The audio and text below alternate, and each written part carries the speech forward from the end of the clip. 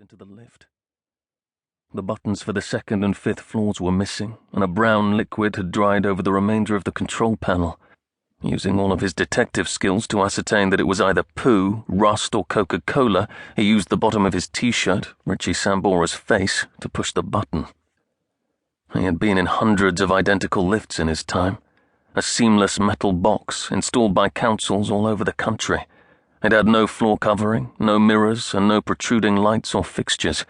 There was absolutely nothing for the underprivileged residents to destroy or steal from their own life-enriching piece of equipment, so they had settled for spray-painting obscenities all over the walls instead.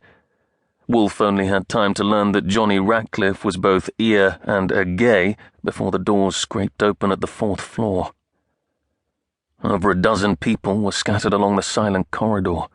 Most looked a little shaken and eyed Wolf's outfit disapprovingly, except for one scruffy man wearing a forensics badge who nodded in approval and gave him a thumbs up as he passed.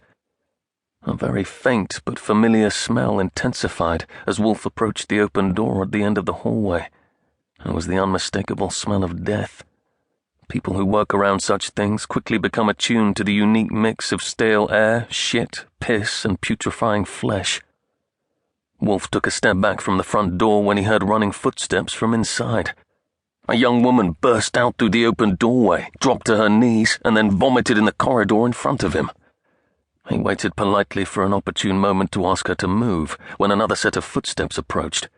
He instinctively took another step back before Detective Sergeant Emily Baxter came skidding into the corridor.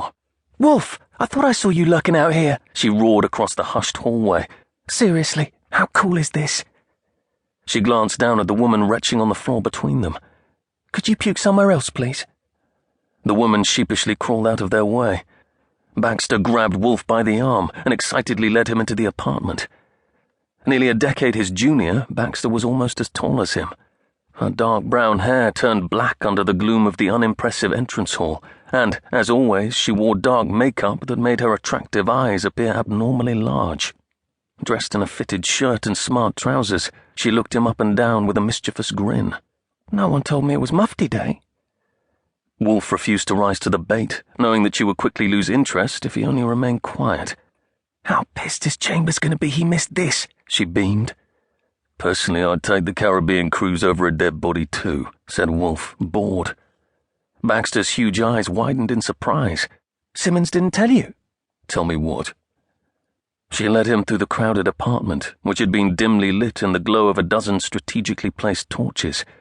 Although not overpowering, the smell grew steadily stronger. Wolf could tell that the fetid source was close by because of the number of flies zipping about feverishly above his head. The flat had high ceilings, contained no furniture, and was considerably larger than Wolf's own, but was no more pleasant.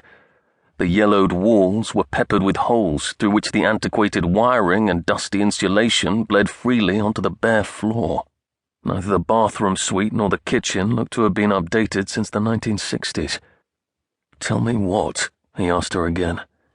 "This is the one, Wolf," said Baxter, ignoring the question. "A once-in-a-career case." Wolf was distracted, mentally sizing up the second bedroom and wondering whether he was being overcharged for his poxy box of a flat across the road. They rounded the corner into the crowded main room, and he automatically scanned the floor, between the assorted equipment and pairs of legs, for a body. "Baxter!" She stopped and turned to him impatiently. "What didn't Simmons tell me?" Behind her, a group of people standing in front of the large floor-to-ceiling window that dominated the room moved aside. Before she could answer, Wolf had stumbled away, his eyes fixed on a point somewhere above them, the one light source that the police had not brought with them, a spotlight on a dark stage. The naked body, contorted into an unnatural pose, appeared to be floating a foot above the uneven floorboards. It had its back to the room, looking out through the enormous window.